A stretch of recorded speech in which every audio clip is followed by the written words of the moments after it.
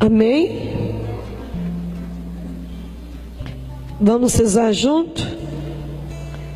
Não te irrites por causa do que agem mal, nem inveja os que praticam a iniquidade, pois logo eles serão ceifados como a erva dos campos, e como a erva verde murcharão.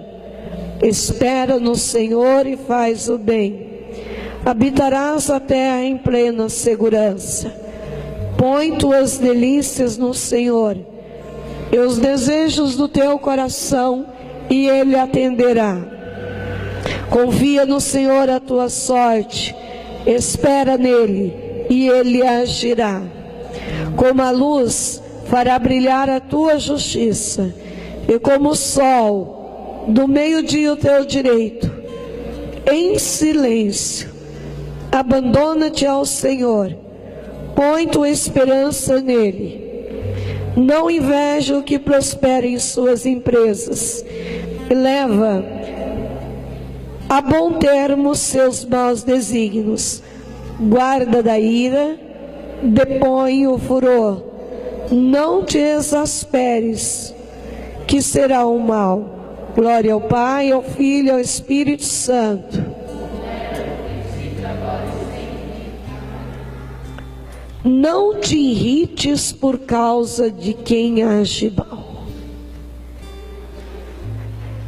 A palavra de Deus diz para nós que a irritação, a inveja, a falta de espera, a ira, tudo isso faz muito mal para a nossa vida. E esta palavra também do Salmo, ela dá uma luz de como nós devemos vencer o nosso caminho de oração. Veja aqui, versículo 4, leia bem forte para mim. Põe tuas delícias no Senhor, e os desejos do teu coração, e Ele atenderá. De novo, leia de novo.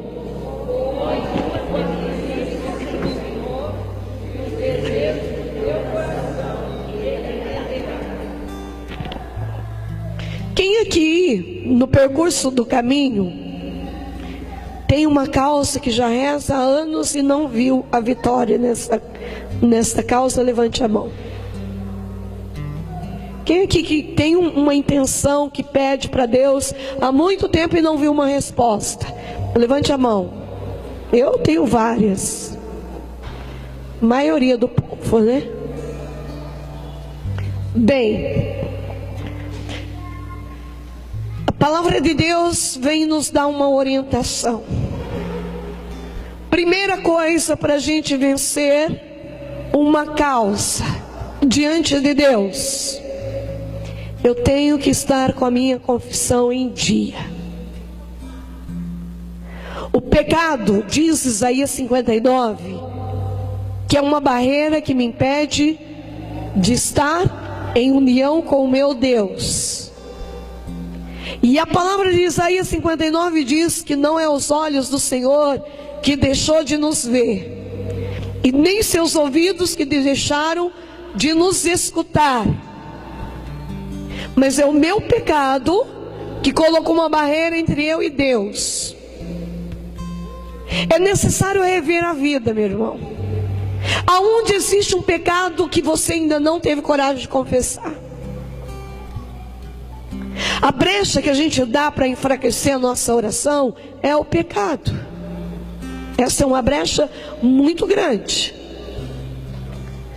A gente encontra muitas pessoas com muita dificuldade de rezar. As pessoas querem receber oração, mas elas fazerem um caminho de oração, elas não querem.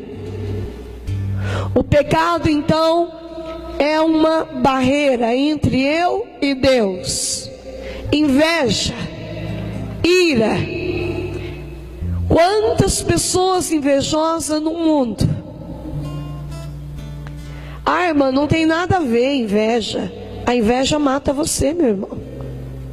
Se uma pessoa tem inveja, ela é capaz de destruir você com o olhar de inveja dela.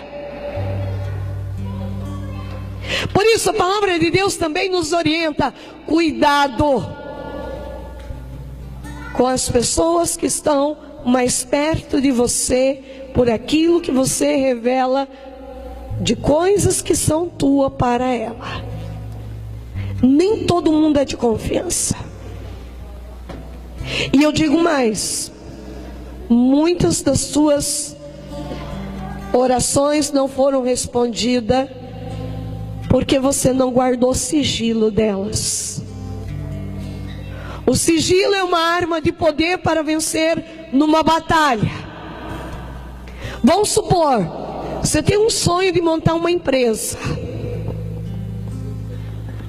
Guarda isso dentro do teu coração. Tem muitas pessoas que dizem assim: olha, eu tive uma inspiração e Deus já me mostrou até o terreno, eu vou comprar e vou montar uma empresa lá. O inimigo da inveja estava do teu lado, roubou o teu sonho, roubou, as coisas não andam. Você tenta comprar aquele terreno, não dá. Você tenta construir naquele lugar, não anda, porque a inveja daquela pessoa que não era de confiança amarrou você. E daí você vê, por exemplo, uma mulher que fala muito bem do marido, talvez para aquela mulher que mais é invejosa, que ela queria ter um marido igual aquele. Tem muitas mulheres assim. E de tanto você falar, ela rouba a tua graça pela inveja. Quando você menos pensar, o teu marido deixa você para morar com outra. A inveja mata. Santo Agostinho sofreu tanto com a inveja que ele, não está aqui o livro de oração de poder 1, mas no livro de oração de poder 1, Santo Agostinho fez uma oração contra a inveja, que dá 3 páginas. Está lá na página 68 do livro de poder 1, oração contra a inveja. Se você tem uma intenção para colocar para Deus, faça isso em sigilo. A palavra de Deus diz: em silêncio. Abandona-se no Senhor em silêncio. Nós não temos silêncio. Cuidado com aquela vizinha ou com aquele amigo, nunca te deu uma comida. De repente leva uma comida na tua casa. Você acha que não tem um trabalho feito naquela comida para você, para destruir você? Sim, ai Jesus, nós atendemos nesse campo de libertação há anos e sabemos de todas as artimanhas do inimigo. Por exemplo, nós temos um caso, não vou dizer a cidade para não expor a família. Todo dia tinha uma pessoa que queria fazer sociedade com esse empresário e ele não queria. Porque dentro dele a sociedade não dava muito certo. Um belo dia, ele contratou uma mãe de santo, fez uma comida na casa dele e convidou essa pessoa para ir lá comer. Fez um trabalho em cima daquela comida para ele aceitar a sociedade. E ele comeu a comida e de repente ele mudou, aceitou a sociedade e a vida dele foi por água abaixo. Eu quero dizer para vocês que o mal existe, meus irmãos. O demônio está aí para destruir a nossa vida. Cuidado com os presentes que você ganha, que você não sabe de onde que vem. Uma mulher que fazia cirurgia, não conseguia descobrir a doença dela. Um dia o meu fundador foi na casa dela e Deus revelou ao meu fundador: o trabalho, foi feito um trabalho para destruir a vida desta mulher. E está dentro do travesseiro. Cortou o travesseiro, todas as penas trabalhadas no centro espírita. A partir do momento que destruiu o travesseiro, a doença da mulher foi destruída. De repente, existem alguns casos que a pessoa começa a ficar doente e não sabe. Cuidado com as roupas que vocês compram, os lugares que vocês compram. Nem tudo vem de Deus. E essa sabedoria, essa prudência, quem vai nos dando é o Espírito Santo. É a missa que nós vamos comungando, que Jesus vai dizendo para nós o que devemos fazer e o que não devemos fazer. Quero contar um testemunho para vocês. Há um tempo atrás, deve ter uns 8 anos, eu cheguei um dia que eu não queria mais ir pregar. Tinha uma mulher dentro da nossa casa, e essa mulher fazia mandinga, e a gente não sabia que essa mulher era do mal.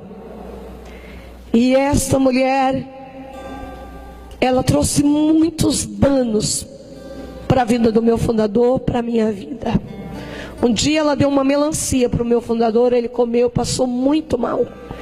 E Deus revelou para ele que aquela mulher tinha feito um trabalho em cima daquela melancia para destruir ele. E eu então comecei a ficar mal, eu não queria mais ir pregar, eu não queria mais viajar, eu não queria mais atender as pessoas. Quando eu vi aquele monte de gente na porta da minha casa, ia me dando um negócio assim, eu não quero atender. Mas eu sabia que não era uma coisa minha. E eu fui falar com o meu fundador é tudo na minha vida. Tudo eu falo para ele. Quando a gente tem esse amor pelo fundador, as coisas andam muito mais, de forma mais bela. E eu falei para ele, está acontecendo isso. Eu não quero pregar, eu não quero evangelizar. E é uma coisa muito estranha. Ele disse assim para mim: filha, você vai fazer o Salmo 90 3 vezes ao dia. De manhã, de tarde e de noite. E lá na nossa chácara a gente prega um retiro de 2 em 2 meses, eu e ele. Ele faz muito exorcismo, porque Deus usa muito dele no exorcismo. Inclusive o óleo que ele abençoa, que ele exorciza lá, nossa, é um óleo assim de muito poder. As pessoas têm alcançado muito milagre por intermédio deste óleo. Você tem testemunho do óleo? Ah, você vai ganhar meu. Vai. Eu não posso esquecer de te dar. Então, até nessa próxima semana a gente vai ter o retiro lá. E ele só exorciza este óleo lá no retiro. Então vai gente, dá umas 500 pessoas na nossa chácara para dormir final de semana. Vai ônibus de Pato Branco, Santa Catarina, de tudo quanto é canto. E todo mundo dorme lá, tem quarto para todo mundo dorme, come lá. É uma beleza os retiros na nossa chácara.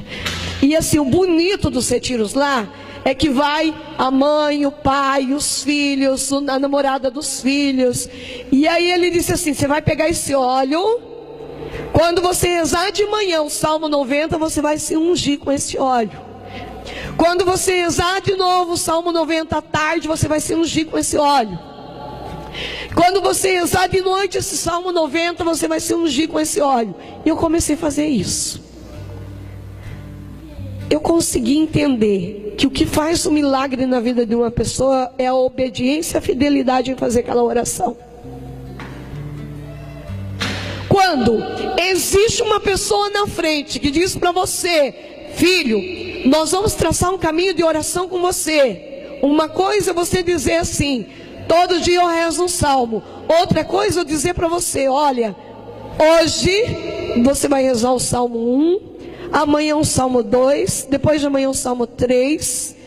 E se esquecer de rezar um dia, até a meia-noite tem que voltar no 1 de novo. Isso é difícil. Não pense vocês que é fácil fazer isso.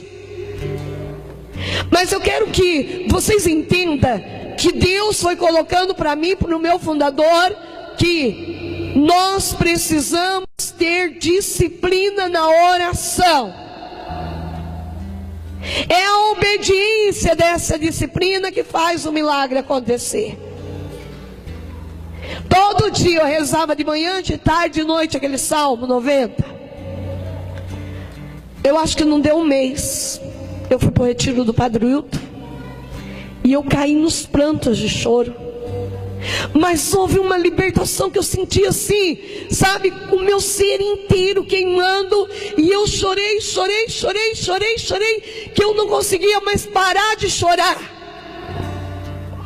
Passou, eu fui embora e Deus me revelou: alguém desejou o mal para você nunca mais pregar. Então eu comecei a rezar o meu rosário, pedindo para o Espírito Santo que não desse um minuto de paz para aquela pessoa, enquanto ela não revelasse para mim que ela tinha desejado o mal para eu nunca mais sair pregando. Comecei o rosário, não deu uma semana, a pessoa foi inquietada pelo Espírito Santo, chegou até mim e disse assim, chegou chorando até, e essa pessoa olhou para mim e disse assim: eu vim pedir perdão para você, porque eu estava fazendo uma oração e eu queria muito que você tivesse um câncer de garganta para você nunca mais pregar.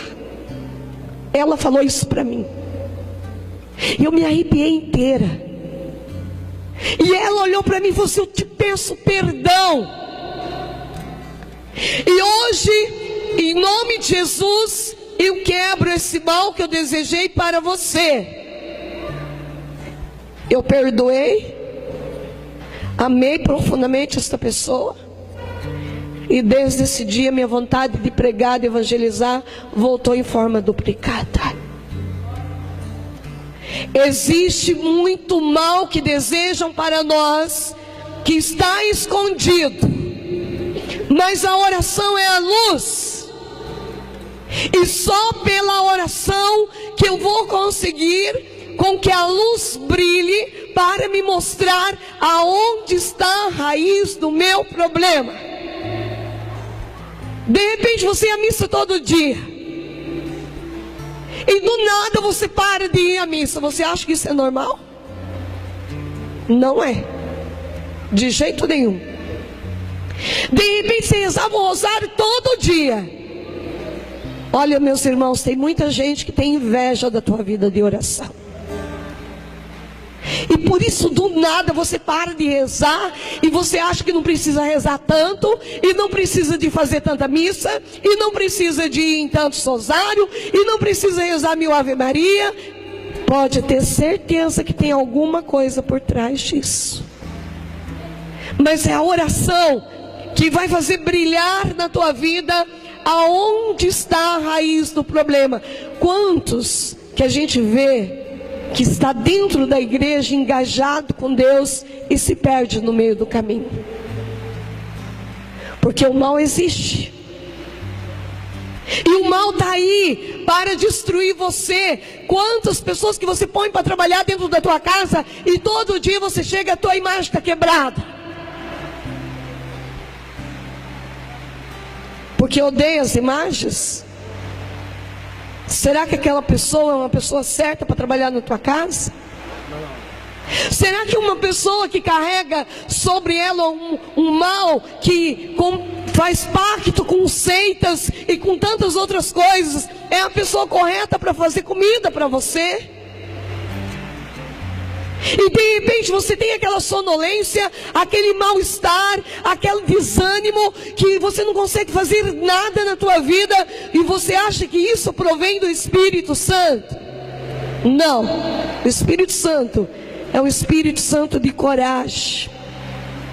De repente você era aquele casal exemplo dentro da igreja, e do dia para a noite a tua vida vira uma bagunça.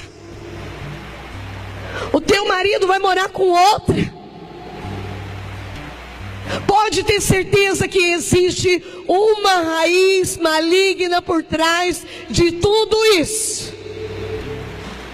E se você não dobrar o teu joelho e rezar e fazer muita súplica, libertação, pedir ajuda, muitas vezes você acaba morrendo doente. Muitas vezes você perde até a tua fé. Não acredita mais em nada. De repente você é uma pessoa que é bonito, tem tudo para ter uma namorada. E por que não arruma essa namorada? Você acha que é vontade de Deus que você termine a tua vida sozinho? Não. Existe alguma raiz que está por trás disso. A minha família, minha mãe morava em casa alugada, meu pai morava em casa, aliás, meus pais moravam em casa alugada, minha irmã morava em casa alugada, meu irmão morava em casa alugada, todo mundo morava em casa alugada. Um dia, eu estava em oração, e Deus falou comigo: só pode ter uma raiz aí. Não é normal todo mundo morar em casa alugada? É vontade de Deus que você tenha pelo menos uma casa própria, que você tenha uma dignidade, um carro. Isso não é contra a vontade de Deus. É vontade, porque se você tem uma casa boa, gostosa, aconchegante, dorme bem, você vai ser melhor no outro dia. Não é errado pedir uma casa assim para Deus. Não é errado pedir um carro novo para Deus. Mas Deus tem tanta coisa para se preocupar. E daí Ele quer se preocupar também com você. Tem gente que não compra uma casa própria porque não faz oração. Tem gente que não troca de carro porque não faz oração. Fica lá, é uma falsa até humildade, né? Dizer: ah, mas eu estou rezando para Deus me dar um carrinho simples. Como se Deus fosse incapaz de te dar um carro bom, um carro novo. Será que você está sendo verdadeiro diante de Deus? Será que o teu coração deseja mesmo um carrinho simples, velho? Depois Deus dá um carro simples e velho para você, amanhã está você xingando na esquina porque o carro quebrou, porque está lá. E o pior é que quando você vê alguém passando com um carrão, você fala: esse está podendo mesmo, seu, né? Ainda fica com inveja do outro. Eu digo para você, meus irmãos, que muitos dos milagres não acontecem na nossa vida porque nós não rezamos, porque nós não colocamos como meta diante de Deus. É a nossa verdade que vai gerar um milagre na nossa vida. E muitas vezes Deus não dá o Fusca para você, porque Ele sabe que se Ele der aquele Fusca para você velho, vai dar mais trabalho para Ele ainda. Mas Deus quer te dar o que é melhor. Um dia eu perguntei para o Senhor: tudo que Deus me dá é de primeira mão. Até quando uma pessoa pega e me dá uma toalha de banho, é a melhor toalha de banho. E eu perguntei para Jesus: Jesus, o Senhor só me dá aquilo que é de melhor. E Jesus falou para mim: porque eu quero que você me dê o teu melhor também. Há momentos na nossa vida que nós precisamos, meus irmãos, fazer metas de oração. Então eu fui vendo que eu precisava rezar pela minha família. Comecei a rezar. Vocês sabem que eu rezo muito as orações de meta, porque foi o que mudou e é o que muda mesmo, dá muito resultado. Uma coisa é você rezar um rosário e colocar 10 filhos no rosário. Outra coisa é você rezar um rosário direcionado para o filho mais difícil. É outra coisa. De repente a gente quer lutar para tanta gente e não luta por ninguém. Mas eu vou ver quem é o mais difícil na minha casa. É por isso que eu vou rezar. Porque se na hora que você resolver o problema de um, às vezes você resolve o problema de todos os outros. Rezar de forma organizada, ter um caderno de metas com ordem, escrever nesse caderno: olha, Senhor, eu quero ganhar uma casa assim, assim, assim. Eu quero ganhar um carro assim, assim. Eu quero que meu filho se converta. Eu quero que ele tenha uma intimidade profunda com a Eucaristia e com a Virgem Maria. Isso é diferente, gente. é outra coisa. Eu comecei a fazer metas de oração para o meu pai, para minha mãe, para minha família. Rezava os 54 dias de terço. Terminava os 54 dias de terço, começava os 150 salmos. Terminava os 150 salmos, começava os 31 dias de provérbios. Terminava provérbios, começava a novena da Via Sacra. Terminava a novena da Via Sacra, começava a oração dos 40 Pai Nosso, que é uma oração fortíssima. 40 Pai Nosso, durante 40 dias. Tem um folhetinho lá na livraria, se você quiser a meditação. Terminava 40 Pai Nosso, começava 90 Salve Rainha durante 9 dias. É assim que se reza. Até que um dia, depois de tantas orações, eu estava voltando de Maringá. Deus fala conosco assim, Deus nos surpreende, gente. Na hora que você nem está esperando que Deus vai falar com você, e Ele te visita e fala com você. É como um raio impetuoso que entra dentro do teu coração, e Deus revela onde está a raiz do problema. Por isso que é bom a gente rezar. Naquela hora veio como um raio, e Deus falou comigo. Na volta de Maringá até Ponta Grossa, Deus disse assim: o empecilho da tua família não ter conseguido casa própria está no teu avô.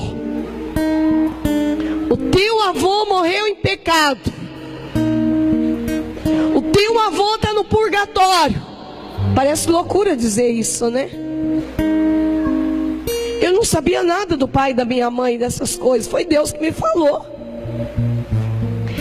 Eu imediatamente liguei para minha mãe e falei: olha, mãe, Deus mostrou para mim que o problema de vocês todos, quem está segurando a graça de vocês é o avô, é o nosso avô, pai do meu pai.